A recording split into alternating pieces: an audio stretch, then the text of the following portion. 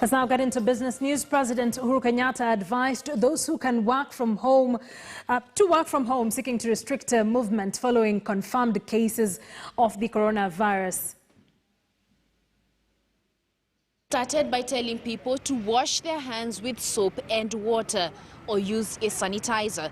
But it has since stepped up its response and told businesses and companies to allow their employees to work from home.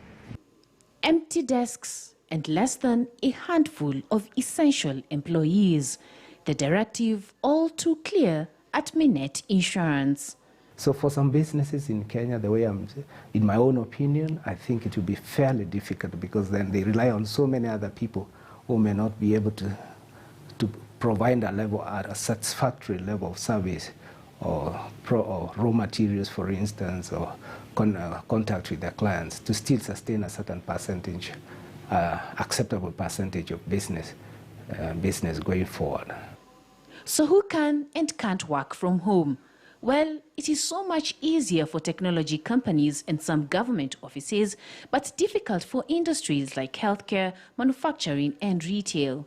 Ordinarily, most people think of their threats or risks as short-term, in the form that, like, you look at most businesses when they are considering business continuity plan, they are thinking of things like fire, denial of access within for a short period. But if it's a sustained kind of denial of access, a sustained process that makes your business not operate, then I see a situation where many businesses will find it difficult to survive going forward. Empty streets and shops shut. Welcome to the new normal of self-isolation and social distancing. So what next for businesses after the virus is completely eliminated? According to a Cyton report, coronavirus may have a 10% to 25% impact on gross domestic product growth for the year 2020. The 10% impact is an optimistic case in the event the outbreak is contained, and a 25% impact in the event it is not contained. The country could see an increase in bankrupt companies and mass job layoffs. My prayer is that this process, the coronavirus situation, will ease soon before we reach a critical point where businesses will not be able to support their services. Brenda Kirubo, KTN News. Boda operators and mama mbogas in Nakuru town are leaving nothing to chance as they embrace the technique of sanitizing and sterilizing themselves and their customers against the COVID-19 virus. Alan Ochanda with the details. Moses Mwaura is a boda operator in Nakuru town. Like many other Kenyans and millions of people across the world, Mwaura received the news of the coronavirus outbreak with shock. And it has taken all he has for Mwaura to show up for work. He is now resorting to take all the precautions to ensure his safety and that of his customers. Hii sterilizer yangu hii ni yangu na customer wangu na watu wenye wamenizunguka tunatumia wote. Watu wetu wenye tunabeba wakuje, tuko na vifaa vyote.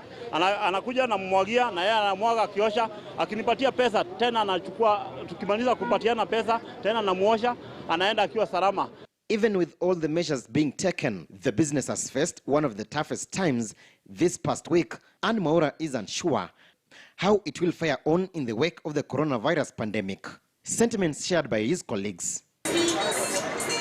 It is a different story, however, just a few meters away from this boda stage at the Nakuru Open Air Market. Here, it is a beehive of activity.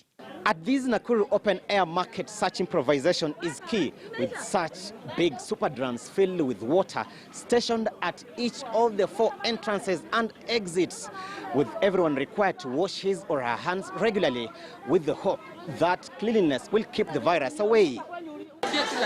Lillian Adhiambo and Jacqueline Akinyi have operated their fish business here for more than 5 years each. News of the coronavirus has also slowed down their business considerably. Kwa kila kona ya geti yetu tumeweka maji na mtu akitoka nje ananawa. Nimevaa hivi ndio kuzuia. Afadhali kuzuia kushinda kutibu. Nakuru County Health CEC Zachary Gishuki says the county government will institute more measures to caution residents against the virus. Alan Ochanda, KTN News.